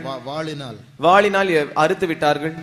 So one by one they killed all those people who came to teach them to turn to God. தேவனிடத்தில் திரும்பும்படியாக சொல்லும்படியாய் வந்ததான எல்லா போதகர்களையும் ஒருவர் பின் ஒருவராக அவர்கள் கொலை செய்தார்கள். Why don't people like God today? ஏன் மனுஷர்கள் தேவனை நேசிக்கிறார்கள்? Why do they not like God today? மனுஷர்களுக்கு ஏன் தேவன் மேல் விருப்பம் இருக்கிறது இல்லை? Why do people hate God today? மனுஷர்கள் ஏன் தேவனை பகைக்கிறார்கள்? Why do they say there is no God? தேவன் இல்லை என்று மனுஷர்கள் ஏன் சொல்லுகிறார்கள்? Because if there is no God, then we can do what we like. There's no law. ஏனென்றால் தேவன் இல்லாவிட்டால் நமக்கு என்ன விருப்பமோ அதை செய்து கொள்ளலாம், சட்டமே இல்லை. If there is no God, I become my own God. I dictate my rules to myself. I can live as I like. தேவன் இல்லாவிட்டால் நானே எனக்கு தேவனாய் மாறிவிடுகிறேன். எனக்கே நான் எனக்குடைய சொந்த சட்டங்களை வைத்துக் கொள்ளுகிறேன். எனக்கு எப்படி விருப்பமோ நான் அப்படி வாழ்ந்து கொள்ளலாம். So I can say there's no God and live conveniently. எனவே தேவன் இல்லை என்று சொல்லிவிட்டு நான் சௌகரியமாய் வாழலாம். This is the sin of man. இதுதான் மனுஷனுடைய பாவமாய் இருக்கிறது. Man wants to walk according to his own lust. மனுஷன் தன்னுடைய சொந்த இச்சைகளின்படி நடக்கும்படியாய் விரும்புகிறான். But if there is a God, ஆனால் ஒரு தேவன் இருப்பார் என்றால், that God will tell us how to live. அப்பொழுது அந்த தேவன் எப்படி வாழ வேண்டும் என்று நமக்கு சொல்லுவார். We can't enjoy our life. அப்படி அவர் சொல்லும்போது நாம் நம்முடைய வாழ்க்கையை அனுபவிக்க முடியாது. So he tells us the rules. அவர் அப்படி சட்டங்களை அவர் சொல்லும்போது, he will tell us the rules, and if we don't obey the rules we'll go to punishment. அவர் சட்டங்களை சொல்லி அந்த சட்டங்களுக்கு நாம் கீழ்ப்படியாமல் இருப்போம் என்றால் நாம் தண்டனைக்கு போவோம். So very easy to solve the problem. Just say there's no God and live as you like. எனவே அந்த பிரச்சனை தீர்ப்பதற்கு மிகவும் எளிது. தேவன் இல்லை என்று சொல்லிவிட்டால் நாம் எப்படி வேண்டுமானாலும் வாழ்ந்து கொள்ளலாம். Brother, whether you say there is no God or not, just because you say there's no God, is he going to disappear? சகோதரனே, நீங்கள் தேவன் இல்லை என்று சொல்லுகிறீர்களோ இல்லாவிட்டால் தேவன் இல்லை என்று நீங்கள் சொல்லுகிறபடினால் அவர் அப்படியே மறைந்து போக போகிறாரா? Just because you say there's no God, is he going to cease to exist? தேவன் இல்லை என்று சொல்லுகிறபடினால் அவர் இல்லாமல் போய்விட போகிறாரா? Whether you scream there is no God, or whether you shout there is no God, there is God and he is there right in our midst this evening. தேவன் இல்லை என்று நீங்கள் அலறினாலும், தேவன் இல்லை என்று நீங்கள் சத்தம் போட்டு கத்தி சொன்னாலும், அவர் இந்த மாலை வேளையில் இதே இடத்தில் இப்பொழுது இருக்கிறார். You cannot deny him. அவரை நீங்கள் மறுதலிக்க முடியாது. Day will come, you have to give him account of all that you have done with the life he gave you. அவர் வரும்போது நீங்களுடைய வாழ்க்கையை வைத்து என்ன செய்தீர்கள் என்பதை பற்றி நீங்கள் அவரிடத்தில் கண்டிப்பாய் கணக்கு ஒப்புவிக்க வேண்டும். Who gave you that life? இந்த வாழ்க்கையை உங்களுக்கு கொடுத்தது யார்? Who gave you that capacity to live and move? நீங்கள் அசைவதற்கும் பிழைப்பதற்கும் உங்களுக்கு அந்த திறமையை கொடுத்தது யார்? Not your parents. உங்களுடைய பெற்றோர்கள் அல்ல. Your parents did not even know that whether you'll be a male or a female till you came out. உங்களுடைய பெற்றோர்கள் நீங்கள் பிறப்பதற்கு முன்பாக நீங்கள் ஆணா பெண்ணா என்று கூட அறியாமல் இருந்தார்கள். But someone apart from your parents have given you a life to live. ஆனால் பெற்றோர்களுக்கு அப்பாற்பட்ட விதத்தில் யாரோ ஒருவர் உங்களுக்கு இந்த வாழ்க்கையை வாழும்படியாய் கொடுத்திருக்கிறார். And at the end of your life, he has the right to claim, to ask account of you of what you have done with that life he gave you. உங்களுடைய வாழ்க்கையின் முடிவில் அவர் உங்களுக்கு தந்ததான வாழ்க்கையை வைத்துக்கொண்டு நீங்கள் என்ன செய்தீர்கள் என்று நீங்கள் கணக்கு ஒப்புவிக்கும்படியாக உங்களிடத்தில் கணக்கு கேட்கும்படியாக அவருக்கு உரிமை இருக்கிறது. But man does not think of these things. ஆனால் மனுஷனோ இந்த காரியங்களை பற்றி யோசித்து பார்க்கிறதே இல்லை. He does not even want to think of these things. இந்த காரியங்களை பற்றி நினைத்து பார்ப்பதற்கும் அவன் விரும்புகிறதில்லை. In one city in America many years ago, அநேக வருஷங்களுக்கு முன்பாக அமெரிக்க தேசத்தில் ஒரு பட்டணத்தில் on a tall building there was a huge board with just one word written there. ஒரு மிகப்பெரிய கட்டடத்தில் ஒரு பெரிய விளம்பர பலகை வைக்கப்பட்டிருந்தது. அதில் ஒரே ஒரு வார்த்தை எழுதப்பட்டிருந்தது. That word was eternity. அந்த வார்த்தையானது நித்தியம். Just that one word, eternity. ஒரே ஒரு வார்த்தை நித்தியம் என்கிறதான வார்த்தை. The public going there had to see that board when they drove their cars. அந்த வழியாய் காரில் போகிறதான பொது ஜனங்கள் அந்த பலகை பார்க்க வேண்டியதா இருந்தது. The public started complaining, take away that board, it's disturbing us. அந்த வழியாய் போகிறதான அந்த பொது ஜனங்கள் இந்த பலகையை அகற்றி போடுங்கள், இது எங்களை தொந்தரவுபடுத்துகிறது என்று சொன்னார்கள். Why? ஏன்? Because whenever they see that board, it makes them think of their death. ஏனென்றால் அவர்கள் எப்பொழுதெல்லாம் அந்த பலகையை பார்க்கிறார்களோ அப்பொழுதெல்லாம் தங்களுடைய மரணத்தை பற்றி யோசிக்க வைக்கிறது. And whenever they see that board, they think of heaven. எப்பொழுதெல்லாம் அவர்கள் அதை பார்க்க நேரிடுகிறதோ பரலோகத்தை பற்றி யோசிக்க வேண்டியதா அது அவர்களை வைத்து விடுகிறது. Whenever they see that board, it reminds them of God. எப்பொழுதெல்லாம் அவர்கள் அந்த வார்த்தையை பார்க்கிறார்களோ அது தேவனை பற்றி அவர்களுக்கு நினைப்பூட்டுகிறது. Whenever they see that board, it reminds them of judgment. எப்பொழுதெல்லாம் அவர்கள் அந்த பலகையை பார்க்கிறார்களோ அது நியாய தீர்ப்பை அவர்களுக்கு ஞாபகப்படுத்துகிறது. And whenever they see that board, it reminds them of accountability to God. எப்பொழுதெல்லாம் அவர்கள் அந்த பலகையை பார்க்கிறார்களோ தாங்கள் கணக்கு ஒப்புவிக்க வேண்டியவர்கள் என்பதை அவர்களுக்கு ஞாபகப்படுத்துகிறது. So how to solve the problem? எனவே பிரச்சனை எப்படி தீர்ப்பது? Not God have mercy on me. தேவன் என்மேல் இரக்கமாயிரும் என்று சொல்வதன் மூலமாய் அல்ல. Just take away the board. அந்த பலகையை அகற்றி விடுங்கள். Is that the way to solve the problem? பிரச்சனை தீர்ப்பதற்கு இதுதான் வழியா? That is the power of man's sin. இதுதான் மனுஷனுடைய பாவத்திற்கு இருக்கிறதான வல்லமை. Sin has gripped man so much it does not make him turn to God. பாவமானது மனுஷனை அந்த அளவுக்கு இறுக கெட்டியாய் பிடித்திருக்கிறபடியினால் அந்த பாவமானது மனுஷனை தேவன் பக்கமாய் திரும்ப விடுகிறதில்லை. Although my God warns of judgment and warns of punishment and tells man turn back, he will not. தேவன் மனுஷனிடத்தில் நியாயத்தீர்ப்பை பற்றி எச்சரித்தும் அவனிடத்தில் தண்டனை பற்றி எச்சரித்தாலும் கூட மனுஷனானவன் தேவன் பக்கத்தில் திரும்பாமலேயே இருக்கிறான். When God saw this from heaven, தேவன் பரலோகத்திலிருந்து இதை கண்டபோது something had to be done quickly. ஏதோ ஒன்று துரிதமாய் செய்யப்பட்டாக வேண்டும். When man is getting worse and worse, மனுஷனானவன் மிக மோசமான நிலவரத்திற்குள் போய் கொண்டிருக்கும்போது, the power of sin is getting stronger and stronger. பாவத்தின் வல்லமையானது இன்னும் அதிகமாய் வல்லமைப்பட்டு கொண்டிருக்கிறது. Man is going farther and farther away from God. மனுஷன் இன்னும் தேவனை விட்டு தூர போய் கொண்டிருக்கிறான். Something has to be done to bring that man back. அந்த மனுஷனை மறுபடியுமாய் கொண்டு வரப்படுவதற்கு ஏதோ ஒன்று செய்யப்பட வேண்டும். What can God do to bring this man running away from God back to God? தேவனை விட்டு ஓடி போகிறதான இந்த மனுஷனை மறுபடியுமாய் கொண்டு வருவதற்கு தேவன் என்ன செய்ய வேண்டும்? A council was set up in heaven. பரலோகத்தில் ஒரு ஆலோசனை சங்கம் வைக்கப்பட்டது. Then Jesus, the second person of the Godhead, the Trinity, said, I will go down. அப்பொழுது திருத்துவத்தில் இரண்டாவதா இருக்கிறதான தேவத்துவத்தில் இரண்டாவதா இருக்கிறதான இயேசுவானவர் நான் போகிறேன் என்று சொன்னார். God said, man is becoming more and more sinful and my wrath is going to fall upon him. தேவன் சொன்னார் மனுஷனானவன் இன்னும் அதிகமான பாவமாகி பாவியாகி கொண்டே போகிறான். தேவனுடைய கோபாக்கினை அவன் மேல் விழ போகிறது. என்னுடைய கோபாக்கினை அவன் மேல் விழ போகிறது. If my wrath falls upon man, no man will be alive. என்னுடைய கோபாக்கினை மனுஷன் மேல் விழும் என்றால் எந்த மனுஷனும் உயிரோடு இருக்க முடியாது. So my justice demands punishment, but my love wants to rescue man. என்னுடைய நியாயமானது தண்டனைக்குரியதா இருக்கிறது, ஆனால் என்னுடைய அன்பு அவன் மேல் கிருபை செய்யக்கூடியதா இருக்கிறது. My justice, my righteousness demands that man be punished. என்னுடைய நியாயமானது மனுஷன் தண்டிக்கப்பட வேண்டும் என்று அது எதிர்பார்க்கிறது, கேட்கிறது. But my love demands that he be rescued. ஆனால் என்னுடைய அன்பு அவன் எப்படியாவது மீட்கப்பட வேண்டும் என்று கேட்டுக்கொண்டிருக்கிறது. What shall I do? நான் இப்பொழுது என்ன செய்வேன்? That's when Jesus surrendered himself. அப்பொழுதுதான் இயேசுவானவர் தன்னை தாமே அர்ப்பணித்தார். Jesus told his father, Father, I will go. இயேசுவானவர் பிதாவினிடத்தில், பிதாவே நான் போகிறேன் என்று சொன்னார். I will go to do that rescue work. அந்த மீட்பின் வேலையை செய்யும்படியாய் நான் போகிறேன். I will go to bring man back to me. மனுஷனை மறுபடியும் என்னிடத்தில் கொண்டு வரும்படியாய் நான் போகிறேன். I will go to destroy sin. பாவத்தை அழிக்கும்படியாய் நான் போகிறேன். And many years ago Jesus was born into this world. அநேக வருஷங்களுக்கு முன்பாக இயேசுவானவர் இந்த உலகத்தில் பிறந்தார். He was born as the destroyer of sin. பாவத்தை அழிக்கிறவராய் அவர் பிறந்தார். He was born in a supernatural manner. அவர் இயற்கைக்கு அப்பாற்பட்டதான விதத்தில் பிறந்தார். And because of that, hereditary sin was not able to touch him. அதன் மூலமாக தலைமுறையாய் வந்ததான அந்த பாவமானது அந்த பாவத்தால் அவரை தொட முடியவில்லை. In many ways the adversary, the devil that touched Adam, tried to touch this Jesus. ஆதாமை தொட்டதான அந்த சத்துருவானவன் அநேக வழிகளில் இயேசுவை தொட முயற்சித்தான், ஆனால் அவனால் தொட முடியவில்லை. He could not touch him. அவனால் அவரை தொட முடியவில்லை. See, in the key verse that we read, நாம் ஆரம்பத்தில் வாசித்ததான அந்த மூல வசனத்தில் we read of the works of the devil. பிசாசனுடைய கிரியைகளை பற்றி நாம் படிக்கிறோம். How powerful the devil is. பிசாசானவன் எவ்வளவு சக்தி வாய்ந்தவன். How he is the inventor of sin. அவன்தான் பாவத்தை வெளியே கொண்டு வருகிறவன். Sin is designed in hell and thrown into the earth. பாவமானது பாதாளத்தில் வடிவமைக்கப்பட்டு உலகத்திற்குள் அது எரியப்படுகிறது. It is designed to distract man away from God and finally throw man into hell. மனுஷன் தேவனை விட்டு சிதறடிக்கப்படும்படியாகவும் மனுஷன் மறுபடியும் பாதாளத்தில் போடப்படும்படியாகவும் இந்த பாவமானது வடிவமைக்கப்படுகிறது. So sin comes up from hell, goes to earth, allures man, pulls him back to hell.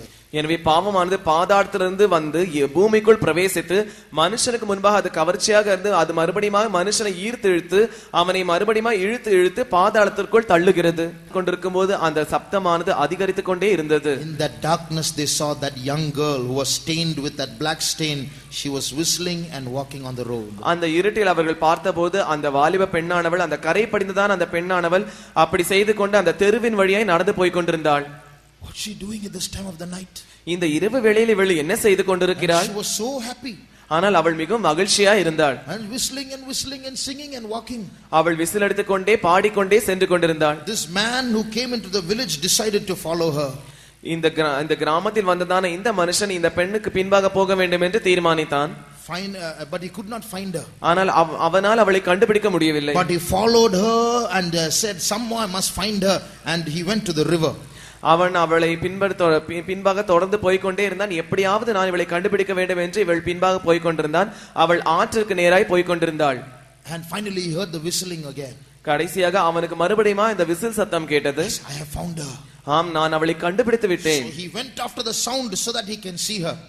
அவன் அந்த சத்தத்திற்கு பின்பாக எப்படியாவது அவளை பார்த்து விட வேண்டும் என்று போய்கொண்டிருந்தான். 3 in the morning. அதிகாலையில் 3 மணி. Suddenly a wind blew.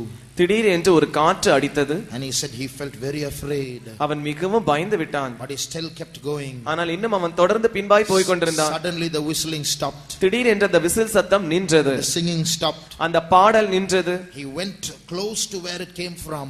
அந்த சத்தம் எங்கே இருந்து வந்ததோ அந்த சத்தத்திற்கு வெகு அருகில் அவன் சென்று விட்டான். He saw the woman's shoes were there. அந்த பெண்ணினுடைய காலணிகள் அங்கே இருப்பதை அவன் கண்டான். Her handbag was there. அவளுடைய கைப்பை அங்கே இருப்பதை அவன் கண்டான். But she was missing. ஆனால் அவளோ அங்கே இல்லை. What happened? என்ன நடந்தது? After that after a few days a man started whistling and going. அதற்கு பிறகு கொஞ்ச நாட்கள் கழித்து ஒரு மனுஷன் இப்படி விசில் அடித்துக்கொண்டே அவன் போய் கொண்டிருந்தான். He followed him to the same place. அதே இடத்திற்கு அவன் நேராய் போய் கொண்டிருந்தான். இவனும் பின்பாய் போனான். Again a wind started blowing. மறுபடியும் ஒரு காற்று அடிக்க ஆரம்பித்தது. Again the man disappeared. மறுபடியும் அந்த மனுஷன் மறைந்து விட்டான். So he got a thought. எனவே இவனுக்கு ஒரு எண்ணம் வந்தது. could there be the dragon? Could it be true? அந்த சர்ப்பமானது ஒருவேளை உண்மையாய் இருக்குமோ? Is these people who are stained with that black stain getting swallowed by the dragon?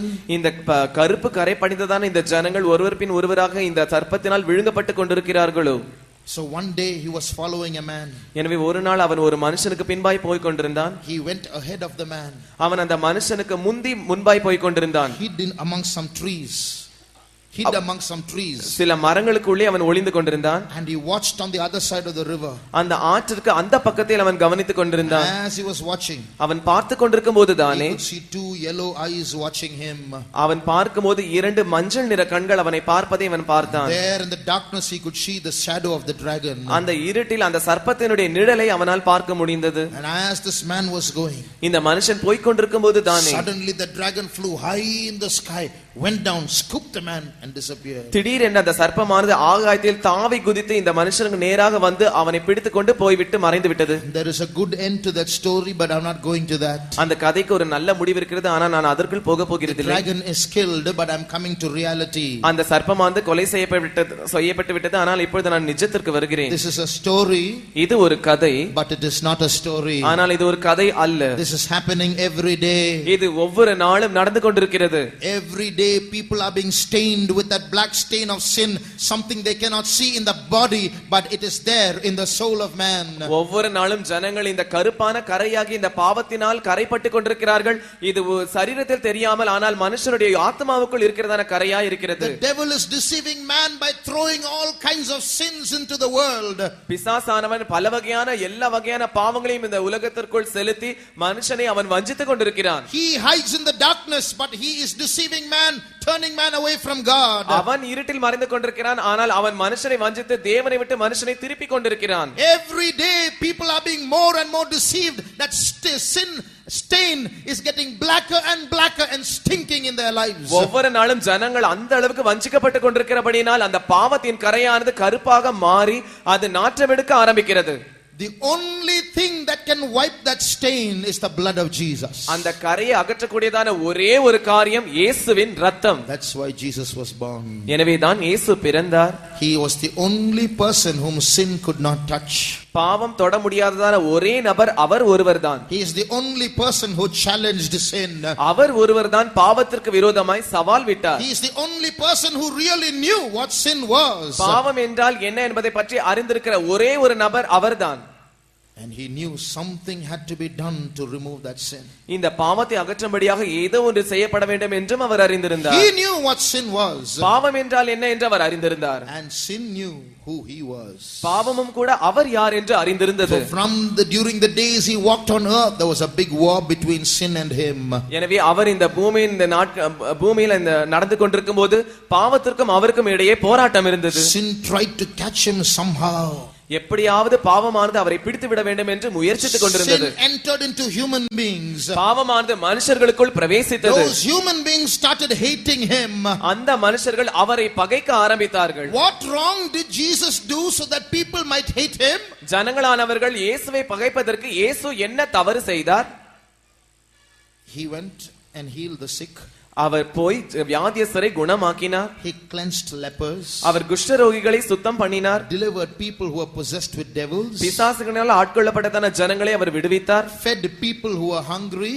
பசியா இந்த ஜனங்களை போஷித்தார். Turned people's sadness and made them happy. மனுஷங்களுடைய துக்கங்களை மாற்றி சந்தோஷம் உள்ளவர்களாய் மாற்றினார். Raised dead people back to life. மரித்த ஜனங்களை உயிரோடு எழுப்பினார். Gave peace into the hearts of men. மனுஷர்களுடைய இருதயத்திற்கு நிம்மதியை கொடுத்தார். Does the Bible record or history record of Jesus beating anyone? இயேசு யாராவது ஒருவரை அடித்தார் என்று சரித்திரம் சொல்லுகிறதா, இல்லாவிட்டால் வேதம் சொல்லுகிறதா? He scolded his own disciples who tried to do that with other people. மற்ற ஜனங்களுக்கு அந்த காரியத்தை செய்ய போனதான அந்த சீஷர்களை அவர் கடிந்து கொண்டார். Jesus did only good. இயேசுவானவர் நன்மை மாத்திரம் தான் செய்தார். People still hated him. ஆனால் ஜனங்களோ இன்னும் அவரை பகைத்துக் கொண்டிருந்தார்கள். Why? ஏன்? That is sin. அதுதான் பாவம். Sin makes man hate God without reason. பாவமானது மனுஷனை காரணம் இல்லாமலே தேவனை பகைக்கும்படியாய் செய்து விடுகிறது. And so man hated God without reason. எனவே மனுஷன் தேவனை காரணம் இல்லாமலேயே பகைக்க ஆரம்பித்தார். They hated Jesus without reason. அவர்கள் இயேசுவை காரணம் இல்லாமல் பகைத்தார்கள். because his preaching hit at their sin. அவருடைய போதகமானது அவருடைய பாவத்தை தட்டிவிட்டபடியினால், his preaching condemned sin. அவருடைய போதகமானது பாவத்தை ஆக்கினைக்குள்ளாக தீர்ப்பு செய்தது. his preaching called them away from sin. அவருடைய போதகமானது அவர்களை பாவத்திலிருந்து அழைத்தது. and their sin did not like that preaching. அந்த பாவமானது அவருடைய போதகத்தை விரும்பவில்லை. so kill him, the preaching will end. எனவே அவரை கொலை செய்து விடுங்கள், பிரசங்கம் நின்றுவிடும். so they looked for a chance. எனவே அவர்கள் ஒரு தருணத்தை எதிர்பார்த்து கொண்டிருந்தார்கள். they got the chance. அவர்களுக்கு அந்த தருணமும் வந்தது. they raised up false witnesses. அவர்கள் பொய் சாட்சிகளை எழுப்பினார்கள். and no one was looking in the middle of the night, they accused him. ஒருவரும் பார்க்காமல் இருக்கும்போது அந்த ராத்திரி வேளையில் அவர்கள் அவரை குற்றப்படுத்தினார்கள். they condemned him to death. அவரை மரணத்திற்காய் குற்றப்படுத்தினார்கள். they bound him. அவரை கட்டினார்கள். they stood around him. அவரை சுற்றிலும் நின்றார்கள். they accused him. அவரை குற்றப்படுத்தினார்கள். and they said he is worthy of death. இவர் மரணத்திற்கு பாத்திரர் என்று சொன்னார்கள். and they said let him be crucified. இவரை சிலுவையில் அறையுங்கள் என்று சொன்னார்கள். so they took him away. எனவே அவர்கள் அவரை கொண்டு சென்றார்கள். that good Jesus who did only good things, they took him away. நன்மையான காரியங்களை செய்ததான அந்த நல்ல இயேசுவை அவர்கள் கொண்டு சென்றார்கள். they made him carry a heavy cross that no human being could carry. ஒரு மனுஷனாலும் சுமக்க கூடாததான ஒரு பெரிய பலுவான சிலுவையை அவர் சுமக்கும்படியாய் செய்தார்கள். they lashed him 40 times unjustly for no fault he had done. அவர் எந்த குற்றமுமே செய்யாமல் இருக்க 40 முறை அநியாயமாய் அவரை அடித்தார்கள். why did Jesus allow that? ஏன் இயேசு இதை அனுமதித்தார்? there's a reason. ஒரு காரணம் உண்டு. how did Jesus get the strength to bear all that? இந்த எல்லா காரியங்களையும் சகித்துக் கொள்ளும்படியாக இயேசுவுக்கு எப்படி பலம் வந்தது? how did Jesus get the power to take so much? இவ்வளவு காரியங்களையும் தாங்கிக் கொள்ளும்படியாக இயேசுவுக்கு எப்படி முடிந்தது? you are a human being. நீங்கள் ஒரு மனுஷர். if someone in your office or someone in your workplace or some neighbor scolds you and keeps on scolding you, how much will you bear it? உங்களுடைய அலுவலகத்திலோ இல்லாவிட்டால் வேலை ஸ்தலத்திலோ யாரோ ஒரு நபர் உங்களை திட்டிக் கொண்டு தொடர்ந்து திட்டிக் கொண்டே இருப்பார் என்றால் நீங்கள் எவ்வளவு நாள் பொறுப்பீர்கள்? once, twice, thrice. after that you will show who you are. ஒரு முறை, இரண்டு முறை, மூன்று முறை, அதற்கு பிறகு நீங்கள் யார் என்று காட்டுவீர்கள். Jesus could have shown who he was. இயேசுவானவர் தாம் யார் என்று காட்டி இருந்திருக்கலாம். you mortal human beings, I created you and this is how you treat me, and he could have showed how all his power. அழிவுக்குரிய மனுஷர்களாகிய நீங்கள், நான் தான் உங்களை உண்டாக்கினேன் என்று அவர் சொல்லி அவர் யார் என்று தம்மை காண்பித்திருந்திருக்கலாம். he said this, I created you and this is what you do to me. நான் உங்களை உண்டாக்கினேன், ஆனால் எனக்கு இதை தான் நீங்கள் செய்கிறீர்களா? now I'm going to show you who I am. இப்பொழுது நான் யார் என்று நான் உங்களுக்கு காண்பிக்கிறேன். he never said those words. அவர் ஒருபோதும் இப்படிப்பட்ட வார்த்தைகளை உச்சரிக்கவே இல்லை. he never showed his power. அவர் ஒருபோதும் தம்முடைய வல்லமையை காண்பிக்கவில்லை. why did he silently take all that punishment as though he was really a criminal? அவர் ஏதோ உண்மையான குற்றவாளியைப் போல ஏன் மௌனமாய் இந்த இத்தனை தண்டங்களையும் அவர் ஏற்றுக்கொண்டார்? they lashed him 40 times. 40 முறை அவரை சவுக்கால் அவர்கள் அடித்தார்கள். and they tore his body apart. அவருடைய சரீரத்தை அவர்கள் கிழித்தார்கள். the Bible says they could see his bones, all his flesh was removed. வேதம் சொல்லுகிறது அவருடைய சதை முற்றிலுமாய் அகற்றப்பட்டபடியினால் அவருடைய எலும்புகள் வெளியே தெரிந்தது என்று. finally they made him carry that cross. கடைசியாக அந்த சிலுவையை சுமக்கும்படியாய் செய்தார்கள்.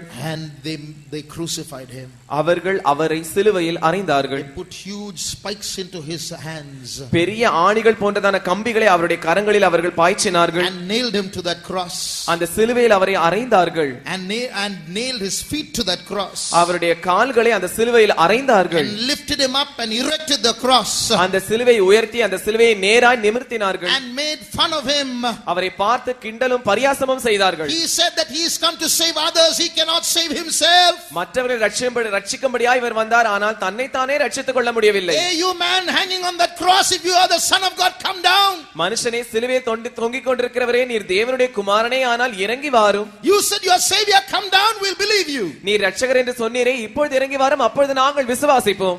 there Jesus was bleeding.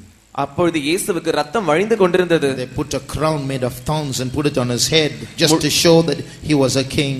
முள்ளுகளினால் செய்யப்பட்டதான ஒரு கிரீடத்தை செய்து அவருடைய தலையின் மேல் வைத்தார்கள், அவர் ஒரு ராஜா என்று தெரிவிக்கும்படியாக. those who passed by made fun of him. அந்த வழியாய் கடந்து சென்றவர்கள் அவரை பார்த்து பரியாசம் செய்தார்கள். and Jesus hanging on that cross bleeding. இயேசுவானவர் சிலுவையில் தொங்கிக் கொண்டிருந்தார், அவருடைய சரீரத்தில் ரத்தம் வழிந்து கொண்டிருந்தது. why did he take all that? அவர் ஏன் இத்தனையும் சகித்துக் கொண்டார்? I told you in the beginning. ஆரம்பத்திலே நான் உங்களுக்கு சொன்னேன். the father told his son my wrath is going to fall on man. பிதாவானவர் தம்முடைய குமாரனிடத்தில் என்னுடைய கோபாக்கினை மனுஷன் மேல் விழப்போகிறது. But if man takes my wrath, he will not stand it. Every man will be destroyed. ஆனால் மனுஷனுடைய கோபாக்கினை மனுஷன் மேல் விழும் என்றால் அவனால் தாங்க முடியாது, எல்லா மனுஷனும் அழிந்து போவார்கள். Jesus said, "No, Father, I will go." இயேசுவானவர் இல்லை பிதாவே, நான் போகிறேன் என்று சொன்னார். So as the Father's wrath came down on man, எனவே அந்த பிதாவினுடைய கோபமானது மனுஷன் மேல் வரும்போது தானே Jesus went in between man and that wrath and took that wrath upon himself. இயேசுவானவர் அந்த கோபாக்கனைக்கும் மனுஷனுக்கும் நடுவே சென்று அந்த கோபாக்கனை தம்மேல் ஏற்றுக்கொண்டார். That is the picture of the cross. இதுதான் சிலுவையின் சித்திர காட்சி. The wrath of God falling on man is the picture of the cross. தேவனுடைய கோபாக்கனையானது மனுஷன் மேல் விழுகிறதான அந்த காட்சி தான் சிலுவையின் சித்திர காட்சி. Dear brother, dear sister, you and I are supposed to be on that cross. அருமையான சகோதரனே, அருமையான சகோதரி, நீங்களும் நானும் தான் அந்த சிலுவையில் இருந்திருக்க வேண்டும். You and I should have been lashed. நீங்களும் நானும் தான் சாட்டையால் அடி வாங்கி இருந்திருக்க வேண்டும். You and I should have been nailed. நீங்களும் நானும் தான் ஆணிகளினால் கடாவப்பட்டிருந்திருக்க வேண்டும். You and I should have been killed. நீங்களும் நானும் தான் கொலை செய்யப்பட்டிருந்திருக்க வேண்டும். But Jesus said no. ஆனால் இயேசுவோ வேண்டாம் என்று சொன்னார். And he went and took that punishment. அவர் போய் அந்த தண்டனை தம்மேல் ஏற்றுக்கொண்டார். What are we doing? நாம் என்ன செய்து கொண்டிருக்கிறோம்? Still busy about ourselves. இன்னும் நம்மை பற்றியே நாம் அலுவலாய் இருக்கிறோம். No time for God. தேவனுக்கு என்று நேரம் இல்லை. Look at the love of God for man. தேவன் மனுஷன் மேல் வைத்ததான அன்பை பாருங்கள். From looking at it this from another angle. இதை இன்னொரு கோணத்திலிருந்து பார்க்கும்போது here we see Jesus hanging on the cross. இங்கு இயேசுவானவர் சிலுவையில் தொங்கிக் கொண்டிருக்கிறதை பார்க்கிறோம். Sin stirred up some human beings. பாவமானது சில மனுஷரை தூண்டி விட்டது. And said, I want to get rid of this man. நான் இந்த மனுஷனை விட்டு அகன்று போக வேண்டும். And sin got those human beings and they tried to get rid of this preacher Jesus. அந்த பாவமானது சில மனுஷர்கள் மேல் ஆட்கொண்டு இந்த இயேசுவாகிய இந்த பிரசங்கியாரை அகற்ற வேண்டும் என்று செய்து சொன்னது. And they nailed him to the cross. அவர்கள் அவரை சிலுவையில் அறைந்தார்கள். Sin thought it succeeded. பாவமானது ஏதோ அது ஜெயித்து விட்டது என்று நினைத்துக் கொண்டது. Sin thought it got rid of the preacher. பாவமானது பிரசங்கியாரை அகற்றி விட்டது என்று நினைத்துக் கொண்டது. But what happened? ஆனால் என்ன நடந்தது? On the other hand, மற்றொரு பக்கத்தில் he was the one who got hold of sin. அவர்தான் பாவத்தை பிடித்தவராயிருந்தார். When sin thought it got him, actually he got it. பாவமானது அவரை பிடித்துக் கொண்டோம் என்று நினைத்திருக்க உண்மையிலே இயேசுவானவர் பாவத்தை பிடித்தார். From Calvary, a power has been generated to turn man back to God. கல்வாரியிலிருந்து ஒரு வல்லமையானது மனுஷனானவன் மறுபடியும் தேவன் பக்கமாய் திரும்ப வேண்டும் என்று உருவானது. Shall we all close our eyes for a minute? நாம் யாவரும் ஒரு நிமிடம் நம்முடைய கண்களை மூடுவோம். Right now in the presence of God. இப்பொழுதுதான் தேவனுடைய சமூகம் இங்கே இருக்கிறது. Let us all go to Calvary. நாம் யாவரும் கல்வாரிக்கு போவோம். That's the only place in the world where sin has there is an answer to sin. பாவத்திற்கு ஒரு பதில் இருக்கும் என்றால் முழு உலகத்திலும் இருக்கிற ஒரே ஒரு இடம் கல்வாரிதான். That's the only place in the world where sin has been captured. முழு உலகத்திலும் பாவம் சிறைபிடிக்கப்பட்டதான ஒரே இடம் Kalvari. We'll all go there now. நாம் யாவரும் கல்வாரிக்கு போவோம். We are going to see Jesus hanging on the cross. இயேசுவானவர் சிலுவையில் அறைந்திருக்கிறதான அந்த காட்சியை நாம் பார்க்க போகிறோம். What is there in Calvary? What is there so powerful to change man's ways? மனுஷனுடைய வழிகளை மாற்றக்கூடிய அளவுக்கு அந்த கல்வாரியில் என்ன வல்லமை இருக்கிறது? Just like sin has the power to take man away from God. எப்படி பாவத்திற்கு மனுஷனை தேவனை விட்டு பிரிப்பதற்கு வல்லமை இருந்ததோ, In Calvary there is a love that pulls man back to God. கல்வாரியிலும் ஒரு அன்பு இருக்கிறது. அந்த அன்பானது மனுஷனை மறுபடியும் தேவன் பக்கமாய் இழுக்கிறது. Man, do you love me? மனுஷனே, நீ என்னை நேசிக்கிறாயா? Man, will you turn to me? மனுஷனே, நீ என் பக்கம் திரும்புவாயா? Man, see how much I love you. மனுஷனே, நான் எந்த அளவுக்கு உன்னை நேசிக்கிறேன் என்று நீ பார். I died so that you might not die. நீ மரிக்க கூடாது என்பதற்காக நான் உனக்காய் மரித்தேன். Have you seen hell? நீ பாதாளத்தை பார்த்திருக்கிறாயா? Have you seen the fire of hell? அந்த நரக அக்கினியை பார்த்திருக்கிறாயா? Do you know that's the place you are going to? நீ போகிற இடம் அந்த இடம்தான் என்று உனக்கு தெரியுமா? You have not seen it, but I have seen it. நீ அந்த இடத்தை பார்க்கவில்லை, ஆனால் நான் பார்த்திருக்கிறேன். I don't want you to go there, man. மனுஷனே, நீ அங்கே போக கூடாது. If you go there, you cannot bear it. மனுஷனே, நீ அங்கே போவாய் என்றால் உன்னால் தாங்க But முடியாது. your sin is attracting you to that place. ஆனால் பாவமோ அந்த இடத்திற்கு நீ போகும்படியாய் உன்னை கவர்ந்து இழுக்கிறது. But to pull you back to myself. மறுபடியுமாய் நான் உன்னை என் பக்கமாய் இழுத்துக் To கொள்ளும்படியாக, show you how much I love you. நான் உன்னை எவ்வளவாய் நேசிக்கிறேன் என்று உன்னிடத்தில் சொல்லும்படியாக, Here I am hanging on the cross for you, my child. என்னுடைய பிள்ளையே, இதோ உனக்காக நான் சிலுவையில் தொங்கிக் கொண்டிருக்கிறேன். Are you still going to run away? நீ இன்னும் என்னை விட்டு ஓடி போக போகிறாயா? Are you still going to run away? நீ இன்னும் என்னை விட்டு ஓடி போக போகிறாயா? Oh brother, sister who is standing on the road listening to these words. சாலை நின்று கொண்டு இந்த வார்த்தைகளை கேட்டுக்கொண்டிருக்கிறதான சகோதரனே சகோதரியே, Jesus died for you too. இயேசுவானவர் உங்களுக்கும் மரித்திருக்கிறார். Whatever religion you belong to, Jesus loves you too. நீங்கள் எந்த மார்க்கத்தை சேர்ந்தவர்களாய் இருந்தாலும் பரவாயில்லை, இயேசு உங்களுக்காகவும் You may மரித்திருக்கிறார். say there is no God, but Jesus loves you too. தேவன் இல்லை என்று நீங்கள் ஒருவேளை சொல்லலாம், ஆனால் இயேசு உங்களையும் நேசிக்கிறார். He died on the cross for you. அவர் சிலுவையில் உங்களுக்காய் மரித்தார். Today as these words are spoken, இன்று இந்த வார்த்தைகள் பேசப்படும்போது தானே I believe that the power of Calvary is working in the hearts of people. தன்னுடைய இருதயத்தில் இந்த கல்வாரியின் வல்லமையானது கிரியை செய்து கொண்டிருக்கிறது என்று நான் விசுவாசிக்கிறேன். The love of Calvary is breaking the power of sin in Dindukal. கல்வாரியின் அன்பானது இந்த திண்டுக்கல் இருக்கிற பாவத்தின் வல்லமையை முறித்துக் கொண்டிருக்கிறது. Everywhere sin is holding power over human beings. எல்லா இடங்களிலும் பாவமானது மனுஷர்கள் மேல் தன்னுடைய அதிகாரத்தை செலுத்திக் கொண்டிருக்கிறது. It's holding power over parents. அது பெற்றோர்கள் மேல் அந்த அதிகாரத்தை செலுத்திக் கொண்டிருக்கிறது. Holding power over young people. வாலிப ஜனங்கள் மேல் அதிகாரத்தை செலுத்திக் கொண்டிருக்கிறது. Holding power over rich and poor. ஐஸ்வர்யவான்கள் மேலும் ஏழைகள் மேலும் அந்த அதிகாரமானது செலுத்தப்பட்டுக் கொண்டிருக்கிறது. Sin is ruling over educated and illiterate. பாவமானது படித்தவர்கள் மத்தியிலும் படிக்காதவர்கள் மத்தியிலும் கிரியை செய்கிறது. Sin is holding power over high ranking officials. பாவமானது உயர் பதவியில் இருக்கிற அதிகாரிகளுக்கும் அது கிரியை செய்கிறது. But sin trembles before Jesus of Calvary. ஆனால் பாவமானது கல்வாரியின் இயேசுவுக்கு முன்பாய் நடுங்குகிறது. Today as you meditate on that vision of Calvary, இன்று நீங்கள் அந்த கல்வாரியின் தரிசனத்தை தியானித்துக் கொண்டிருக்கும்போது தான், today in this place where a few people are gathered, சில ஜனங்கள் கூடியிருக்கிற இந்த இடத்தில் இன்று sin is trembling.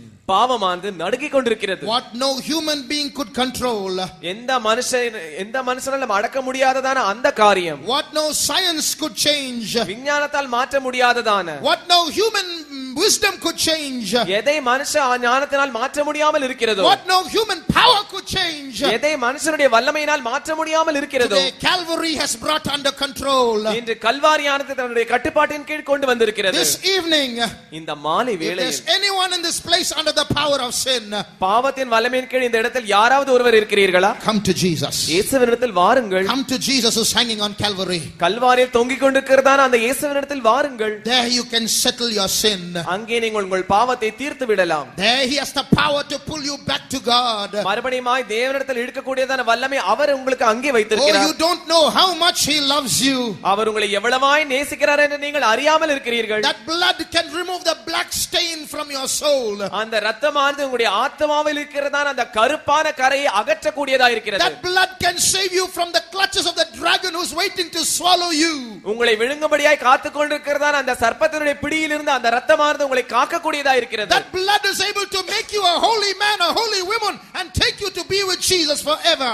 அந்த இரத்தமானது உங்களை பரிசுத்த புருஷனாகவும் பரிசுத்த ஸ்திரீயாகவும் மாற்றி இயேசுவோடு கூட நித்தியமாய் இருக்கும்படியாய் உங்களுக்கு உதவி செய்யும். Right now with our eyes closed, இப்பொழுது தானே நம்முடைய கண்கள் மூடின வண்ணம், there are some here who have already experienced the love of Calvary. இங்கே சிலர் ஏற்கனவே கல்வாரியின் அன்பை அனுபவித்தவர்கள் இருக்கிறார்கள். There are some here who have already been attracted by Jesus of Calvary. ஏற்கனவே கல்வாரியின் இயேசுவினால் ஈர்க்கப்பட்டவர்கள் இங்கே இருக்கிறார்கள். We who have experienced that power of Calvary, அந்த கல்வாரியின் அனுபவத்தை அனுபவித்தவர்கள், we who have experienced that love of Calvary, அந்த கல்வாரியின் அனுபவத்தை அனுபவித்ததான நாம், we all have not come here to listen to a gospel message. நாம் யாவரும் ஏதோ ஒரு சுவிசேஷத்தை செய்தியை கேட்கும்படியாய் வரவில்லை. We have come to do a ministry. நாம் ஒரு ஊழியத்தை செய்யும்படியாய் வந்திருக்கிறோம். Today there are people who need that love like we have experienced. நாம் அனுபவித்ததான அதே அன்பு தேவைப்படுகிறதான ஜனங்கள் இருக்கிறார்கள். Today as the love of Calvary is moving in our midst, கல்வாரியின் அன்பு நம்முடைய மத்தியில் அசைவாடி கொண்டிருக்கும்போது தானே, as the power of Calvary is operating in our midst, கல்வாரியின் வல்லமையானது நம் மத்தியில் கிரியை செய்து கொண்டிருக்கும்போது தானே, we have already experienced the power. Let us all join together. நாம் ஏற்கனவே அந்த வல்லமையை அனுபவித்திருக்கிறோம். நாம் யாவரும் ஒன்றாய் சேர்ந்து கொள்வோம். We are going to get together and break the power of sin operating in the hearts of people in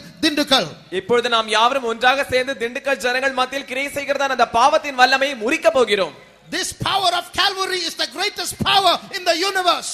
இந்த கல்வாரியின் வல்லமையானது அண்ட சராசரத்திலும் மகத்தான பெரிய வல்லமை. It's more powerful than every sin in this world. இந்த உலகத்தில் இருக்கிற ஒவ்வொரு பாவத்தை காட்டிலும் அது மகா வல்லமை உள்ளது. Today that power is operating in this place. இன்று அந்த வல்லமையானது இந்த இடத்தில் கிரியை செய்து கொண்டிருக்கிறது. It's operating in the hearts of the believers. அது விசுவாசிகளுடைய இதயத்தில் கிரியை செய்து கொண்டிருக்கிறது. It's operating in the hearts of the workers. அது தேவ ஊழியர்களுடைய இதயத்தில் கிரியை செய்து கொண்டிருக்கிறது. We are all going to get together now. நாம் யாவரும் இப்பொழுது ஒன்றாய் சேர்ந்து கொள்ள போகிறோம். We are all going to get together now. நாம் யாவரும் இப்பொழுது ஒன்றாய் சேர்ந்து கொள்ள We are போகிறோம். going to crush the power of that sin. அந்த பாவத்தினுடைய வல்லமையை இப்பொழுது நாம் மிதிக்க போகிறோம். I believe there's a power leaving this place.